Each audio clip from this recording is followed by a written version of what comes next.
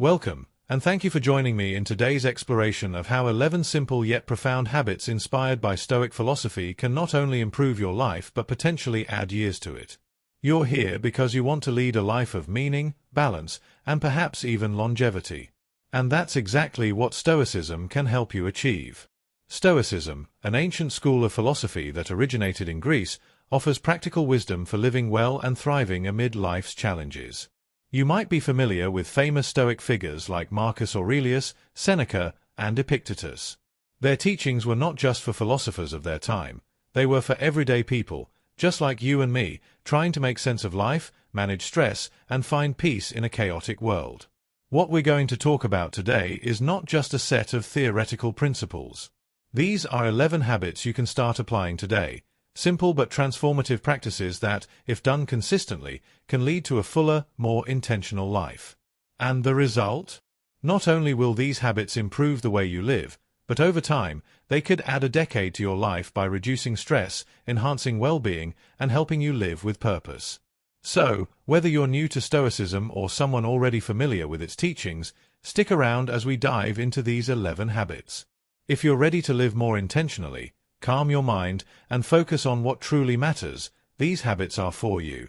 Let's start with the first one. 1. Voluntary discomfort. Have you ever noticed how easily comfort can become a prison? We live in a time when everything is designed to make life easier. With the tap of a screen, we can order food, call a car, turn down the lights, or even start our coffee machine without leaving bed.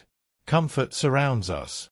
And yet, despite all this luxury, many people feel more anxious, more fragile, and more mentally fatigued than ever before.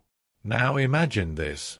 A wealthy Roman philosopher, dressed in coarse clothing, sleeping on the ground, eating only bread and water, not because he had to, but because he chose to. This was Seneca. Why would a man with access to everything willingly choose discomfort? This brings us to our first Stoic practice, voluntary discomfort. Seneca believed that comfort makes us soft. When we grow too used to ease, we fear its absence. The mind begins to panic at the thought of difficulty. But if we occasionally practice discomfort, on purpose, we remind ourselves that we can endure much more than we think. This is not a form of punishment. It's training. Mental training. Emotional conditioning. And in today's world, where stress-related illness is one of the leading causes of early death, this kind of training may literally save your life. So how do you apply voluntary discomfort in your modern, digital, climate-controlled world? It's surprisingly simple. You take short, controlled steps into challenge. For instance, take cold showers once or twice a week. Fast for 16 to 24 hours under medical guidance. Sleep without a pillow or on the floor occasionally. Go a day without your phone. Walk instead of driving, even if it takes longer. Skip the elevator and take the stairs. Wear simpler clothing, not to impress but to remind yourself that you don't need much. Each of these is a small act, but over time, they have a compounding effect. Because the true benefit isn't the act itself, it's the message you're sending to your mind. I am not afraid of discomfort. I can do hard things. I can survive. That confidence radiates into everything you do. And it's not just philosophy, it's backed by modern science. When you expose yourself to mild, controlled stress, like cold exposure, fasting, or intense exercise, your body enters a state called hormesis. This is where low doses of stress trigger a healing and strengthening response. Your immune system sharpens. Inflammation drops. Mental clarity increases. Even your resilience to pain improves. Voluntary discomfort literally makes your body tougher and your mind clearer. And more importantly, it prepares you for the real storms of life. Because let's be honest, life will get uncomfortable eventually. Whether it's the loss of a job, the death of a loved one, financial setbacks, health scares, or unexpected disasters, these things will happen. And those who are used to ease, who have never trained for difficulty, often crumble. But the Stoic? The Stoic has rehearsed. Seneca once wrote, "Set aside now and then a number of days during which you shall be content with the scantiest and cheapest fare, with coarse and rough dress, saying to yourself the while, 'Is this the condition I feared?' When you voluntarily experience what you fear, The fear loses its grip. You gain a kind of quiet strength. A strength that isn't loud or showy, but real. It shows up in small moments. When you don't panic during a delay, because you've practiced patience. When you don't overreact to hunger, because you've fasted before. When you lose a luxury and feel no pain, because you've reminded yourself that you don't depend on it. And this strength doesn't just benefit you. It spreads. Your children see it. Your friends feel it. Your partner leans on it. You become the calm in their storm. The lighthouse in the fog. And in a world addicted to comfort and noise, that kind of grounded presence is rare and needed. So how do you start? Begin small. Pick one voluntary discomfort to practice this week. Just one. Maybe it's skipping your morning coffee. Or going for a walk in the rain. Or turning off your phone for 2 hours. Whatever you choose, don't do it to suffer. Do it to observe. Watch your thoughts. Notice how your mind tries to escape. Listen to your inner dialogue. And then remind yourself, this is voluntary. I am safe. I am strong. With repetition, this becomes a kind of spiritual armor. One that no amount of external chaos can break. Because when you're no longer afraid of discomfort, you're no longer controlled by it. That is freedom. And freedom, my friend, is health. Freedom lowers blood pressure. Freedom soothes the nervous system. Freedom gives you space to breathe. The Stoics didn't teach voluntary discomfort as masochism. They taught it as preparation, as liberation. So when you next feel tempted to reach for comfort out of habit, pause. Reflect. Choose challenge, even briefly. Not because it's easy, but because it strengthens you. Mind, body, spirit. You don't have to climb mountains or live like a monk. A simple, chosen discomfort once a week is enough to remind your nervous system that you are more than your cravings. You are not your comfort. You are your character. And character is built in the cold, in the quiet, in the simple acts of courage that no one else sees. This is how you begin to live like a Stoic.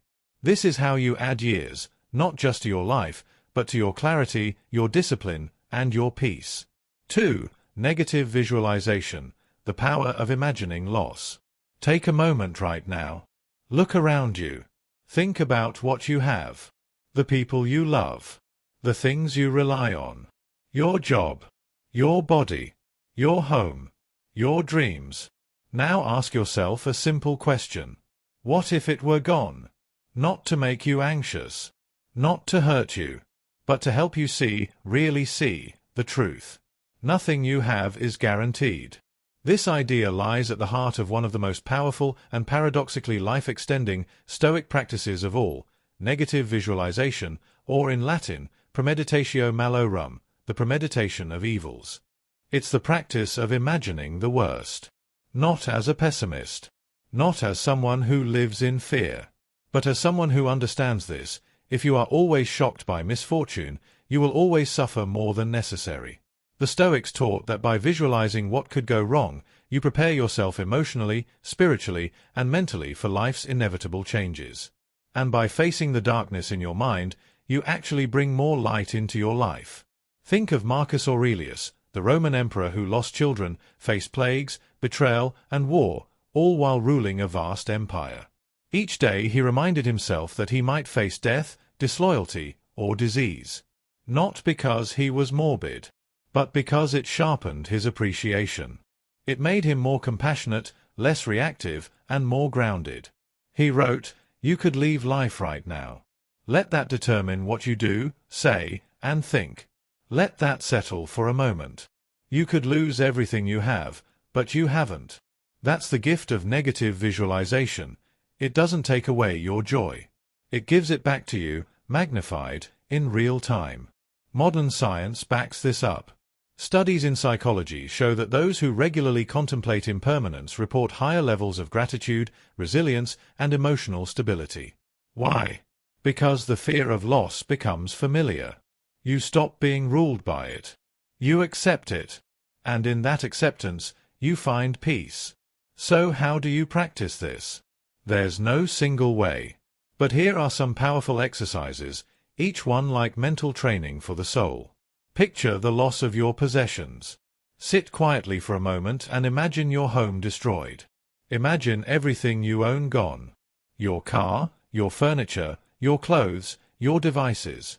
Now breathe. Remind yourself, if it happened, I would still be me.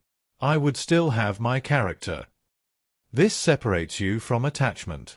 Imagine the death of someone you love. This is perhaps the hardest, but also the most transformative. Picture someone close to you, your partner, your parent, your child, and imagine that this was your last day with them. How would you speak to them? What would you hold back? What would you forgive? This exercise breaks down petty resentment and brings you straight into the heart of love. You stop assuming time, and you start treasuring presence. Visualize your own death. Not to be afraid, but to wake up. To remember that every morning is a gift. Every breath a miracle. Your time is limited, and every wasted day is a day you will never get back. When you reflect on your own impermanence, you stop putting off what matters. You stop scrolling endlessly. You begin. These practices don't make you depressed.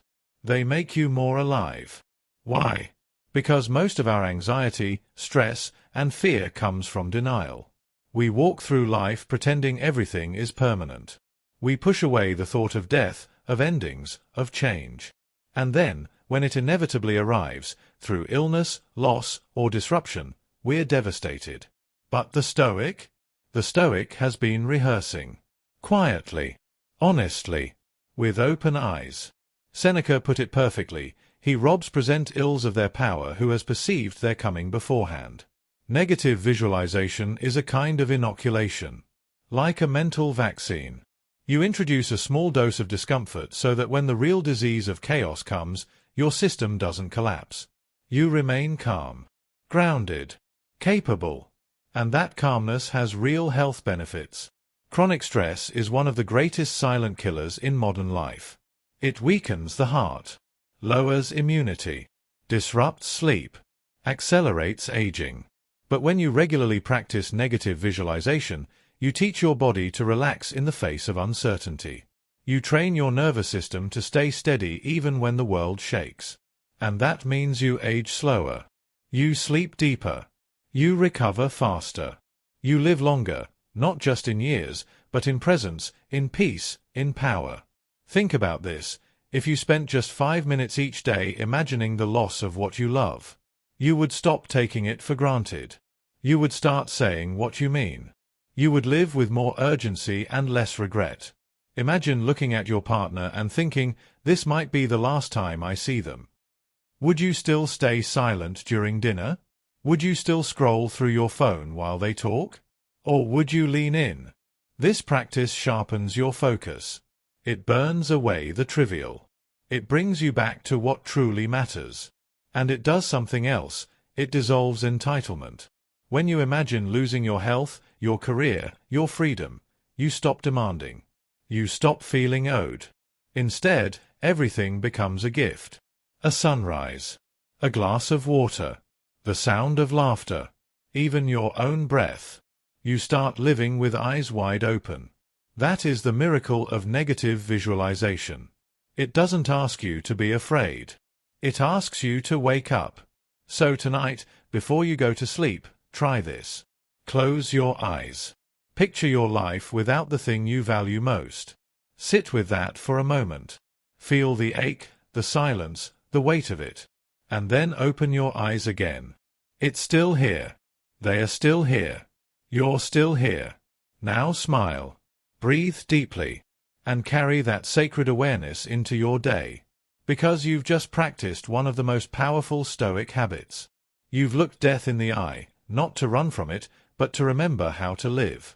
This is how you make your life longer, not in time, but in depth. 3. Control what you can, release what you can't. Let's begin with a question. How much of your day is spent worrying about things you cannot control? Think honestly.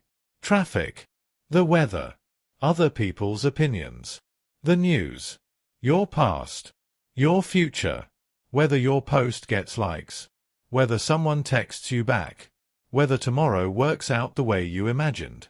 Now think about how much energy that costs you, how much sleep it steals, how much tension it adds to your shoulders, how much joy it robs from your day.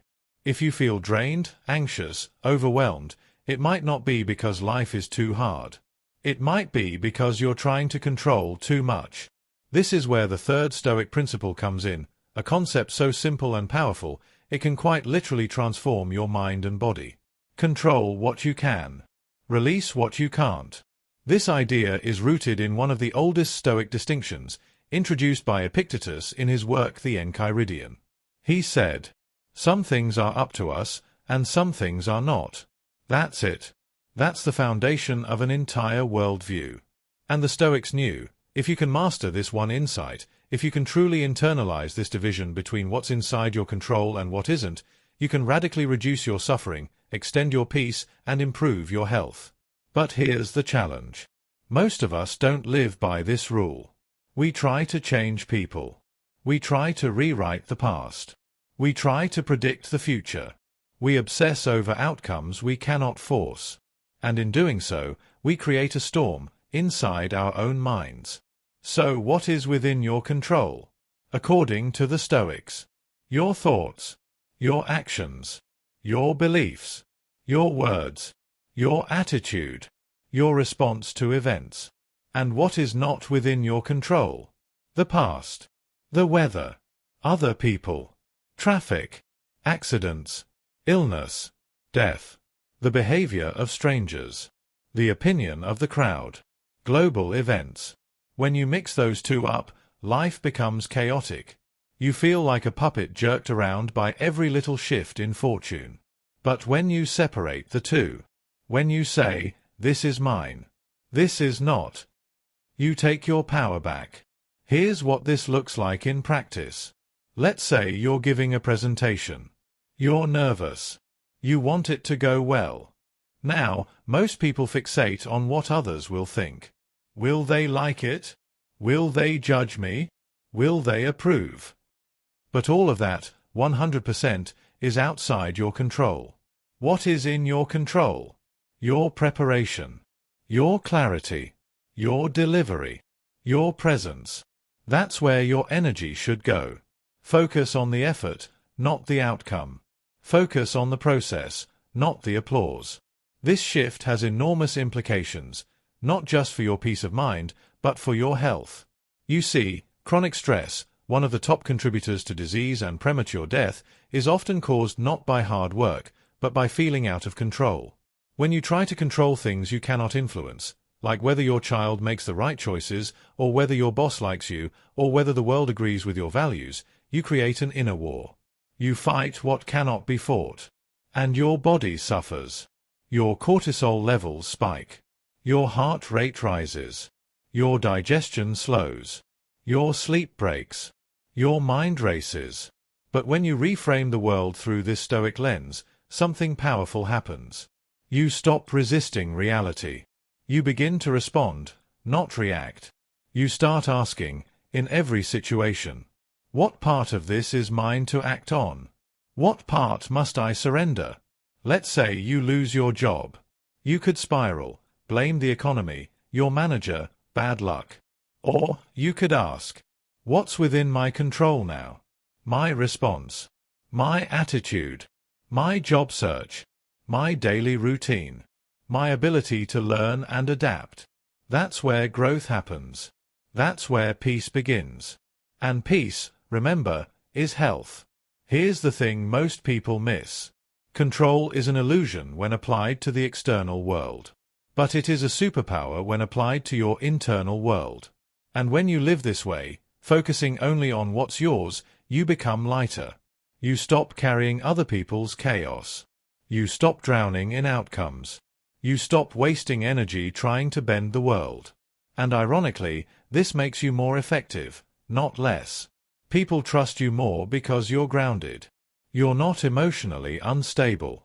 You don't panic at every obstacle. You act with intention, not reactivity. And that calmness, it spreads. It soothes your nervous system. It lengthens your life. So how do you start? Try this simple exercise. At the end of each day, ask, what today caused me stress? Was it something within my control or not?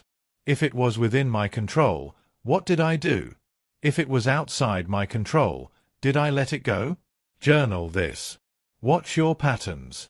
Begin to shift. Another technique. When faced with a stressful moment, pause and say out loud, "Is this mine?" If it's not, release it. Let it pass like clouds in the sky. This isn't apathy. This isn't inaction. It's wisdom. It's emotional sobriety. It's real strength. The Stoics weren't detached robots. They felt things deeply. But they didn't waste life trying to bend the wind. They adjusted their sails. And so can you. Here's the paradox. The more you try to control what you can't, the more powerless you feel. But the more you master what you can, your thoughts, your choices, your words, the more powerful your life becomes. You stop being a victim of circumstance. You become the captain of your character.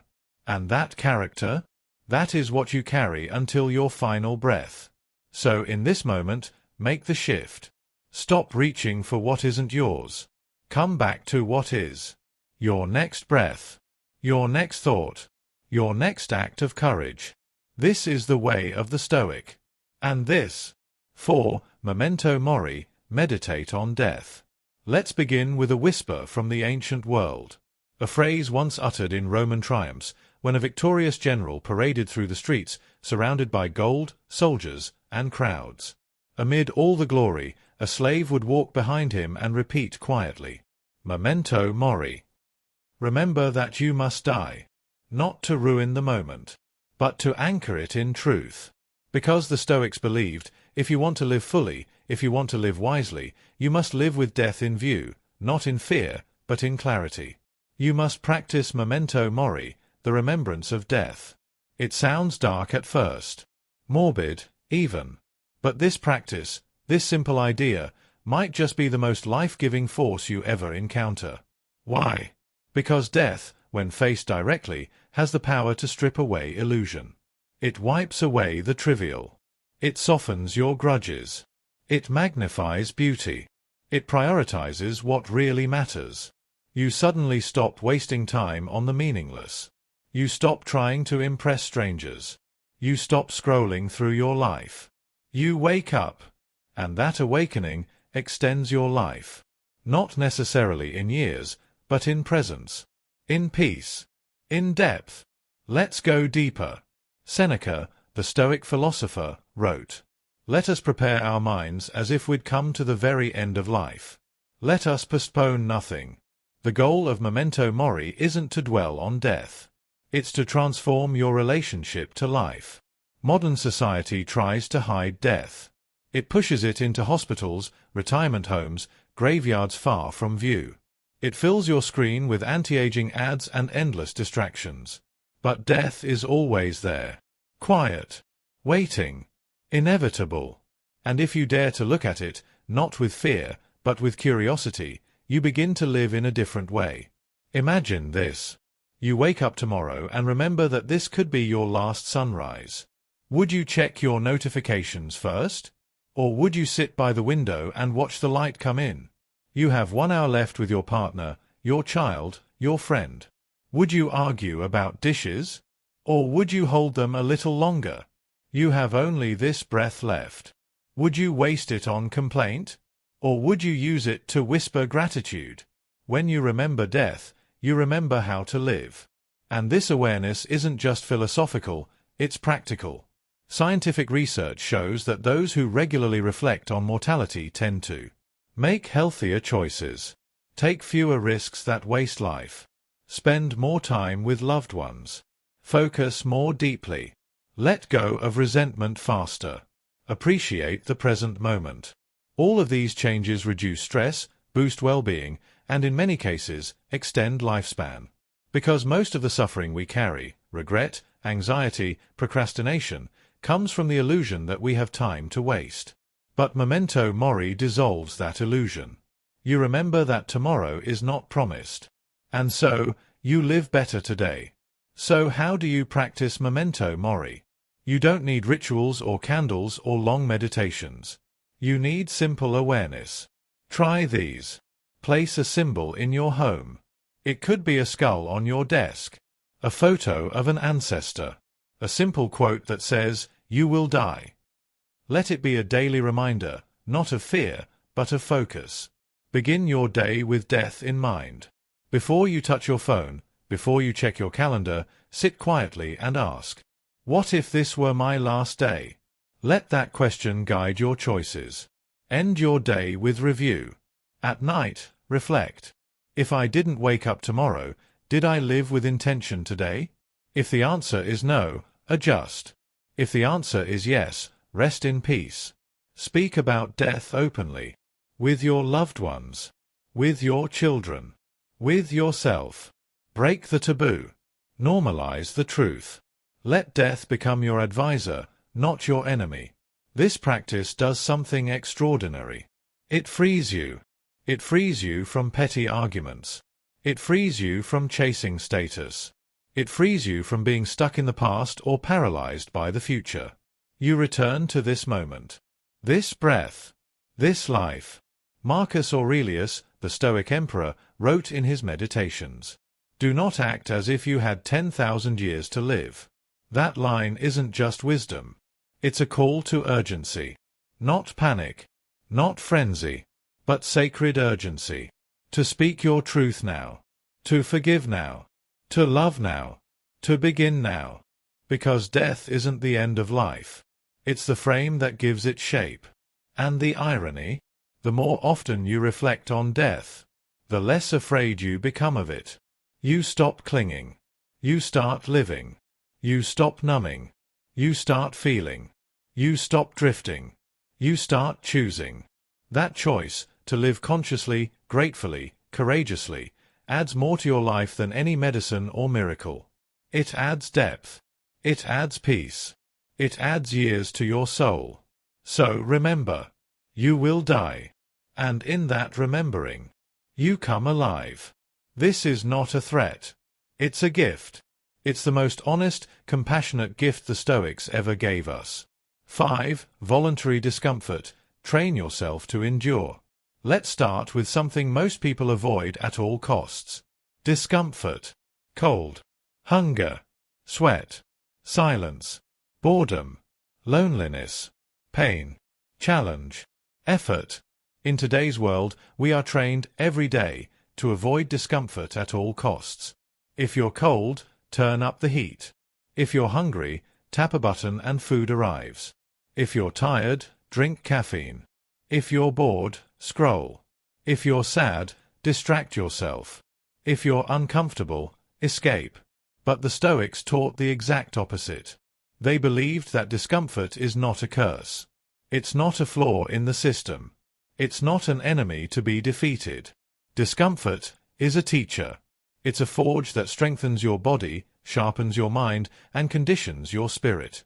And if you voluntarily invite discomfort into your life, not recklessly, but deliberately, you unlock one of the most powerful tools for resilience, peace, and long life. Let me explain. The Stoic philosophers, Seneca, Epictetus, Marcus Aurelius, they didn't just write about hardship. They practiced it.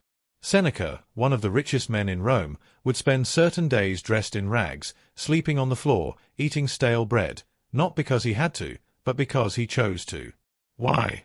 So that if life ever took everything away from him, he would already be free. He wrote, "Set aside a certain number of days, during which you shall be content with the scantiest and cheapest fare, with coarse and rough dress, saying to yourself the while, 'Is this the condition that I feared?' That is voluntary discomfort. Choosing hardship, on your terms, to build the strength for any storm. Now think about what that means in today's world. We've become fragile, not because we're weak, but because we've been coddled. We're surrounded by comfort. Instant everything. But deep down, we know, comfort doesn't make us strong. What does? Endurance. Sacrifice. Self-control. Facing challenge. And doing hard things, even when you don't have to. This is where voluntary discomfort becomes a life-extending practice. Here's why. When you train your body and mind to endure stress in small doses, you become less reactive to life's big pressures. Cold showers may not sound like life-saving medicine, but they train your nervous system to remain calm under stress. They boost circulation. They lower inflammation. They teach your brain, I can handle discomfort without panicking. Fasting, when done with care, teaches your body to thrive without constant consumption. It resets your relationship with hunger. It rewires you from more to enough. Waking up early, resisting indulgence, going without entertainment for a day, these aren't punishments. They're training sessions. Every time you say, I can go without, you prove something powerful. You are not a slave to comfort. You are in control. You are strong. And strength, real strength, is not found in luxury, it's forged in struggle. So how do you apply this practically? Let me offer some simple Stoic exercises. 1. Skip a meal occasionally. Not for weight loss. For mental training. When hunger arises, sit with it. Observe it. Know that it won't break you. You learn, I can feel discomfort and survive. 2. Take cold showers. Start for 10 seconds. Then 30. Then longer. Not because it's trendy. Because it's discipline. Your mind says no. Your will says yes. That gap builds resilience. 3. Wear simple clothes. Once a week, dress plainly. Not to impress, but to detach. Let go of needing to be seen. Reclaim your attention. 4. Sleep on the floor occasionally. It's not comfortable. That's the point. You reconnect with your body. You reset entitlement. You realize you need less than you think. 5. Digital discomfort. Unplug for a day. Turn off your phone. No screens. Sit with the discomfort of stillness. Let your mind detox from dopamine. These aren't extreme acts. They're small invitations to strength. And over time, something extraordinary happens. You stop fearing hard things. You stop needing every condition to be perfect. You start building a mind that is calm in crisis, a body that adapts, and a life that is resilient. And yes, this practice adds years to your life. Not just by reducing inflammation, improving mental clarity, or regulating stress hormones, though it does all that, but because it gives you something rarer. Endurance. The ability to keep going when others quit. To stay calm when others break down. To live simply so you can focus on what matters. In a world of indulgence, restraint is revolutionary. In a culture of escape, endurance is freedom. And freedom is health. Freedom from cravings. Freedom from fear. Freedom from the belief that you need more to be okay. The Stoics weren't ascetics. They didn't hate comfort. They just refused to depend on it. Because they knew, if your peace requires everything to be soft, easy, warm, and full, you are always at risk. But if your peace is built in the cold, in the hunger, in the silence, then your peace is invincible. So start small. Choose one practice. Not to punish yourself, but to remember. You are stronger than you think. You need less than you believe. And everything you truly want, peace, strength, resilience, lies on the other side of discomfort. This is the path of the Stoic. This is the way of the free. 6. Amor fati, love your fate. Let's begin with a hard truth. Life doesn't always go your way. You get sick. People leave. Plans fail. Accidents happen. The dream you worked for doesn't come true. We fight it. We resist. We cry out, why me? We try to bargain with life, to twist reality into our vision. But the Stoics offer a different response. A radical response. Not just acceptance. Not just endurance. But something deeper. Amor fati, love your fate. Not tolerate it. Not survive it. Love it. This is one of the most powerful ideas in Stoic philosophy, and one of the most misunderstood. Because most people think it means giving up. Surrendering to injustice. Pretending pain is good. But amor fati is not about becoming numb. It's about becoming wise. It's about embracing reality as it is, not as you wish it to be. Friedrich Nietzsche, who echoed this Stoic idea, wrote, "My formula for greatness in a human being is amor fati, that one wants nothing to be different, not forward, not backward, not in all eternity." Imagine that. Wanting nothing to be different. Not your past. Not your scars. Not your mistakes. Not even your suffering. Why? Because everything that happens, everything, becomes part of your path. You begin to see life not as an enemy to be conquered, but as a teacher to be trusted. Let's go deeper. Marcus Aurelius, Emperor of Rome, commander of armies, burdened with plague, betrayal, war, wrote this in his journal. "A blazing fire makes flame and brightness out of everything that is thrown into it." That is amor fati. Not just surviving what's thrown at you, but using it to burn brighter. Turn pain into purpose. Turn heartbreak into growth. Turn failure into fuel. Most people resist reality. Most people resist reality. They say, this shouldn't have happened. But Stoics ask, now that it has, what will I do with it? That shift is freedom. Because here's the truth. You can't control what happens. But you can control how you relate to what happens. You can resist and suffer. Or you can accept and transform. Acceptance doesn't mean you like it. It means you stop fighting the fact that it is. And love, real love, comes from understanding. You start to see. Everything that happened made you you. Every failure deepened your humility. Every heartbreak sharpened your compassion. Every struggle taught you resilience. Every loss revealed what really matters. Without those things, you wouldn't have depth. You wouldn't have character. You wouldn't have you. So what does amor fati look like in practice? Let's say you lose your job. Most people panic, resist, collapse. But the Stoic breathes, steps back, and says, "Can I use this? Can I become wiser? More creative? More self-reliant? More grateful for what I once had?" That question is the heart of amor fati. How can I turn this pain into power? Or imagine you face illness. A diagnosis you didn't ask for. The old response is, "Why me?" The Stoic response is, "This is part of my path now. How do I live it well?" Amor fati doesn't ignore pain. It doesn't skip over grief. It simply says, let this shape me, not break me. You stop trying to edit your story.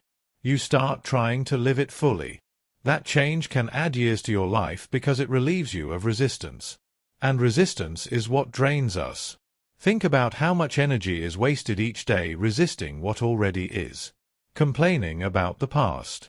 Wishing the present were different. Fearing a future you cannot control. That resistance creates stress. Stress weakens your body. Weakness makes you more vulnerable to illness, burnout, aging. But when you practice amor fati, you conserve energy. You align with life instead of fighting it. You say, let this be enough. Let this be for me. Let me grow from this. That doesn't mean you stop striving. It means your striving becomes wiser. You still chase goals. You still heal, dream, build. But you're no longer crushed when life doesn't bend to your timeline. You bend with life, like a tree in the wind. Here's a simple Stoic practice. Every morning, before your day begins, say this. Today, I accept everything that comes, not just passively, but as part of the path meant for me. Say it before the news. Before the emails. Before the disappointments or delays. This affirmation doesn't guarantee ease. It guarantees peace. Because you stop needing life to go a certain way in order to be okay. You are okay, no matter how life goes. And when you live like that, you become unshakable. Calm in chaos. Rooted in storms. Grateful even for pain. Because pain is part of the process. And the process is making you more you. So next time life surprises you with hardship, remember, this is part of it. This is shaping you. This is your path. Love it. Love your fate. Amor fati. 7. Negative visualization. Prepare for the worst to appreciate the present. Close your eyes for a moment. Now imagine that tomorrow you lose everything. Your home, your job, your health, the people you love, even your ability to see, or speak, or walk. Gone. How do you feel? Does your heart sink? Does your chest tighten? Now open your eyes. You didn't lose those things. Not yet. Not today. But in imagining that loss, something happened. You saw your life with new clarity. You felt gratitude without effort. That's the power of a Stoic technique called negative visualization. And no, it's not about being pessimistic. It's not about living in fear. It's not about obsessing over tragedy. It's about sharpening your awareness of how much you already have. Because we, as humans, adapt fast. Too fast. We normalize everything, comfort, safety, love, abundance, until it feels like nothing. We stop seeing it. We stop feeling it. We become numb to our blessings. And that numbness is a quiet form of suffering. But the Stoics had a cure for that numbness, a practice so simple, yet so powerful, it can transform how you see your life, and yes, add years to it.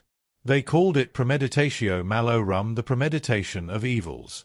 It means deliberately imagining loss, not to cause pain, but to awaken gratitude. Let me explain. Seneca, the Roman philosopher, once wrote, "He robs present ills of their power who has already rehearsed their coming." By imagining loss in advance, you achieve two things. You become mentally prepared for adversity. You begin to treasure what you still have. Most people only realize what matters when it's gone. The Stoic reverses that. They imagine the loss now, to feel deeper joy while it's still here. Let me give you an example. Let's say you have a child. They are healthy, safe, laughing in the other room. Instead of rushing past that moment, pause. Imagine they were taken from you. Imagine you never hear that laugh again. You might cry. You might ache. But when you return to the present, when you hear them laugh again, you'll feel it. All of it. The smile. The breath. The miracle of now. That's negative visualization. You visualize the worst not to suffer, but to strip away blindness. It wakes you up. It helps you stop taking life for granted. Let's break this into a daily practice. Each morning before the noise begins, sit quietly and ask, what if today were my last? What if I lost my health? What if I never saw my partner again? Sit with the emotion. Let it rise. Then, let that emotion guide how you show up for life. Suddenly, you speak more kindly. You hug longer. You listen deeper. You savor your food. You look into someone's eyes and actually see them. Because you remember this moment is not guaranteed. That awareness adds quality to your life. And quality adds depth. In the modern world, we chase length, more years, more time. But the Stoics understood something deeper. A long life doesn't mean a full life. But a full moment can make a life feel eternal. When you practice negative visualization regularly, you start to feel life more vividly. And science agrees. Studies have shown that those who regularly imagine loss experience higher gratitude. They cope better with adversity. They recover from trauma more quickly. They take fewer things personally. They feel more resilient and less afraid. This emotional strength reduces chronic stress. Less stress means better sleep, improved immune function, healthier relationships. All of which extend your life, not just in years, but in presence. Here's a few simple Stoic visualization prompts you can use each day. What if I could no longer walk tomorrow? You'll appreciate the act of moving, of standing, of walking to the kitchen like it's a gift. What if I never saw this person again? You'll stop rushing conversations. You'll listen. You'll love harder. What if today is the last time I drink tea, or smell rain, or see the moon? You'll slow down. You'll taste more. You'll see life's subtle beauty again. You see, we live surrounded by miracles, but blinded by routine. Negative visualization wipes the glass clean. It restores sight. It restores depth. It restores your soul's presence. Because one day, the loss will be real. And when that day comes, the Stoic isn't caught off guard. They've lived prepared. They've lived awake.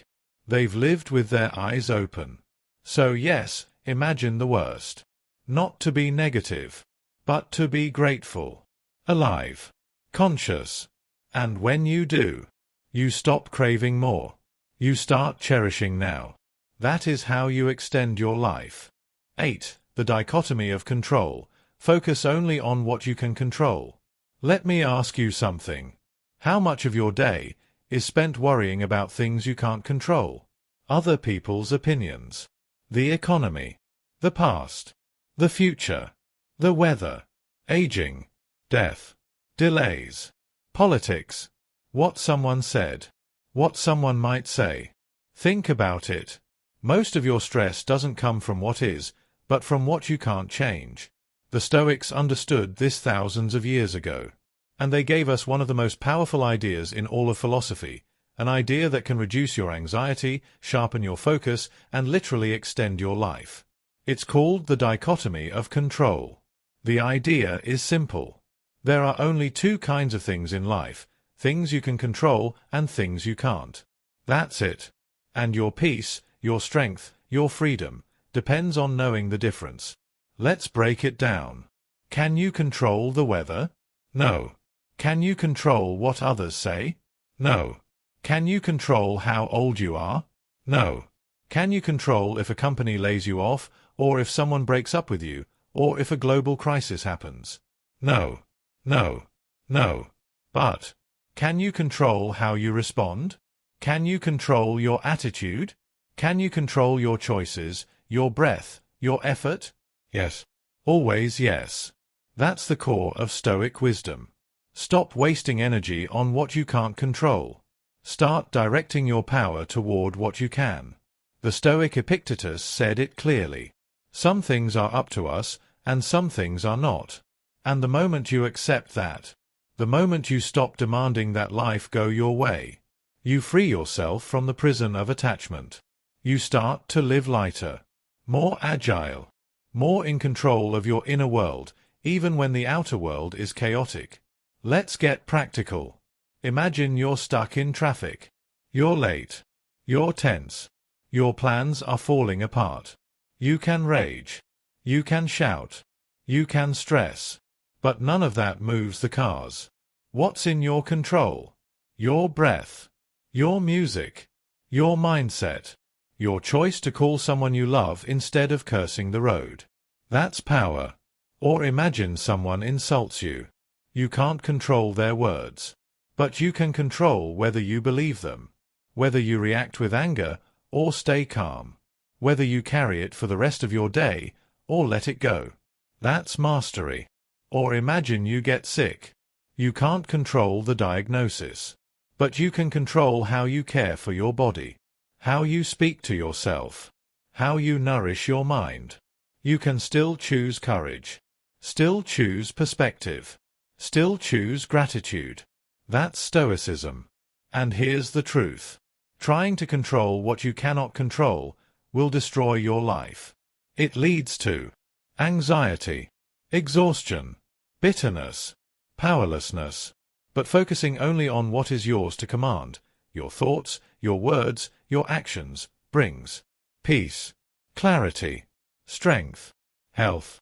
Yes, health. Because stress, fear, rumination, these things weaken your immune system. They drain your energy. They wear down your body. But a Stoic mindset conserves energy. You no longer fight battles that can't be won. You no longer argue with reality. You no longer give your peace to the news, the algorithm, the gossip, the noise. You become like a ship that trims its sails to the wind instead of cursing the sea. You stay on course, no matter the waves. So how do you practice this? Start with a daily check-in. Every morning, ask, what's in my control today? What's not in my control? Where should I place my energy? Write it down. Or just pause for 1 minute and think it through. For example, you can't control the outcome of a job interview, but you can control how prepared you are. Focus there. You can't control if someone likes you, but you can control how honest and kind you are.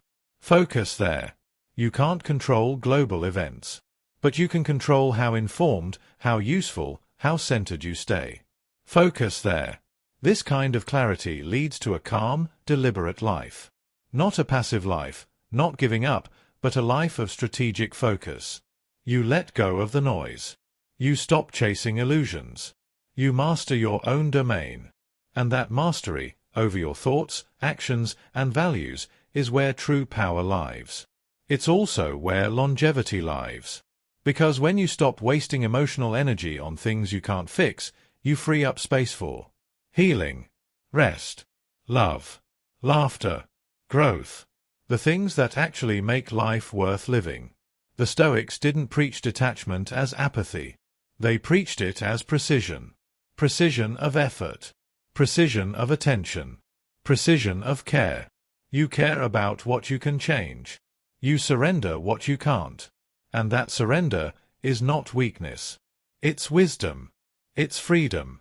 So the next time you're upset, ask, is this within my control?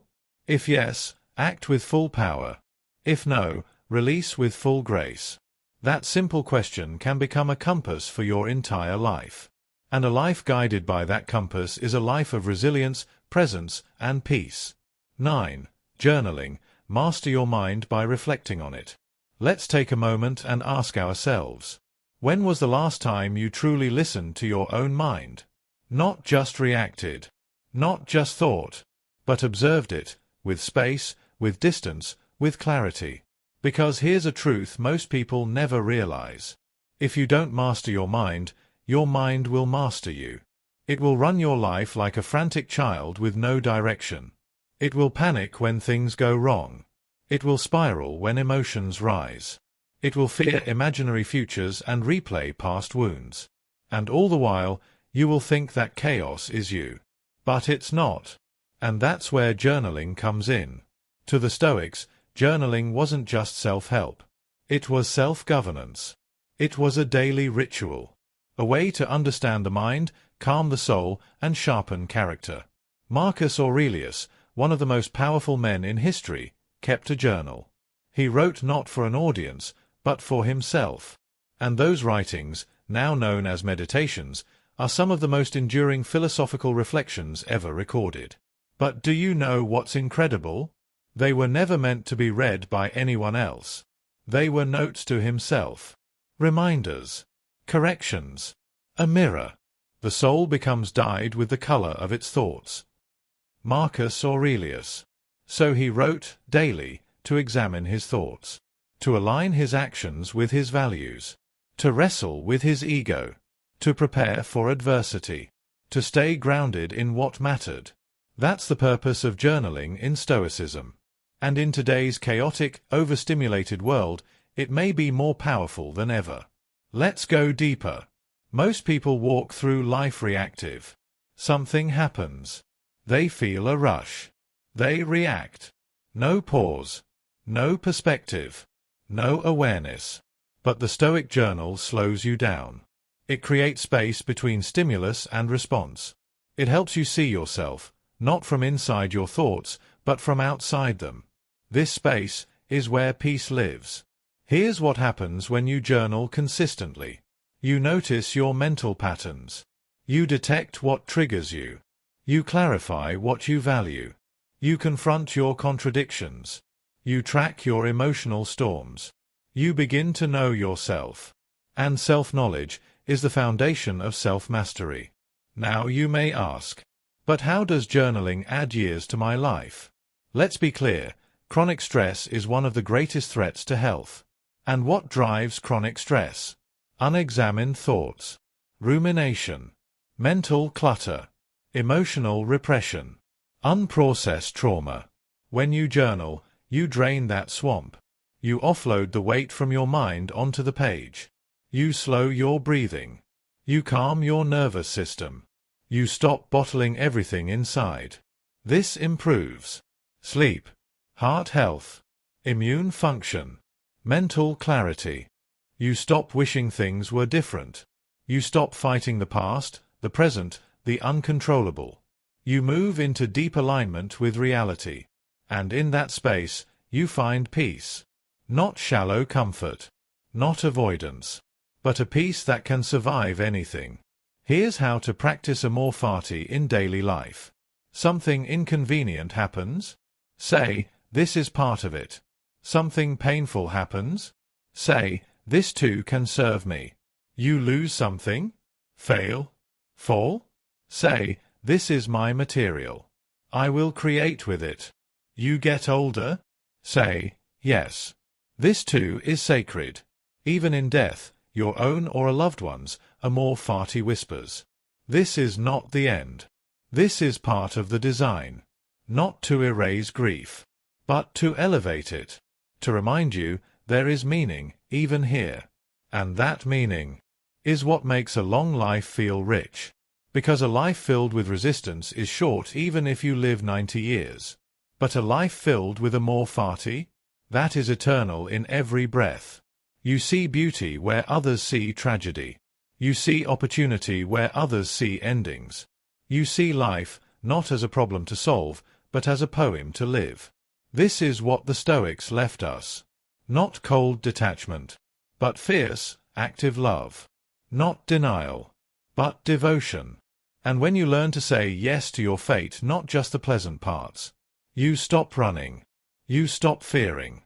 You begin to live. So say it now, and mean it. Amorphati. Not just acceptance. Not just survival. But love. The Stoic blueprint for a longer, deeper life. So here we are. 11 ancient practices. 11 timeless tools. 11 chances to change not just how long you live, but how fully.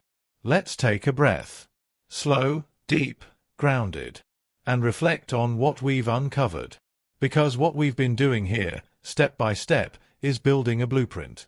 Not just for a longer life, but for a better one. A braver one. A wiser one. We started with intentional living, asking ourselves, what are we really doing with our time? Are we present? Are we aligned?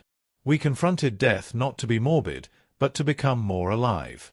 We practiced gratitude, trained our perception, and built emotional mastery. We embraced silence, reflection, voluntary hardship. We wrote our thoughts. We accepted our fate. Each practice, a single flame. Together, a blazing fire. A fire that warms, not burns. A fire that clarifies, not consumes. A fire that turns suffering into fuel and time into treasure. This is Stoicism. Not a philosophy for the ivory tower, but a code for the battlefield of everyday life. The Stoics were warriors, not of war, but of character. They didn't want luxury. They didn't want ease. They wanted to live well, no matter what. And isn't that what we all want? To wake up with purpose. To meet life on our feet. To endure loss with grace. To love without fear. To walk with peace even in pain. To die without regret because we truly lived. That kind of life doesn't happen by accident. It's built. With habits. With effort. With discipline. With love. And here's the truth. Most people add years to their life by avoiding death. But the Stoic adds life to their years by facing it. So don't just exist. Live, deliberately. Live, honestly. Live, gratefully. Live, like your time matters. Because it does. And every time you act with Stoic intention, you are extending more than your lifespan. You are expanding your soul span. That invisible, eternal quality of depth. The richness that can't be measured in years, only in meaning. So what now? What do you do with these 11 steps? You practice. One day at a time. One choice at a time. One breath at a time. You journal. You reflect. You get uncomfortable. You love fate. You return to presence again and again. And slowly, something shifts. You get stronger. You get calmer. You get clearer. You stop wasting time. You stop fearing the future. You begin to live not as a passenger, but as a pilot. And the people around you? They'll feel it. They'll see your stillness in storms, your kindness in chaos, your depth in a world addicted to distraction. They'll wonder how you do it. And maybe they'll start asking questions. Maybe they'll start journaling. Maybe they'll walk the path too. Because wisdom is contagious. And your life, lived well, becomes a light for others. This is legacy. This is Stoicism in motion. So take this seriously. But take it joyfully. You're not just extending your life. You're transforming it. And that is the most Stoic thing you can do. Step forward. Light the fire. Build the life. And remember, fate will do what it does. But you will decide who you become. Thank you for listening. Now go live, like you mean it. Amor fati.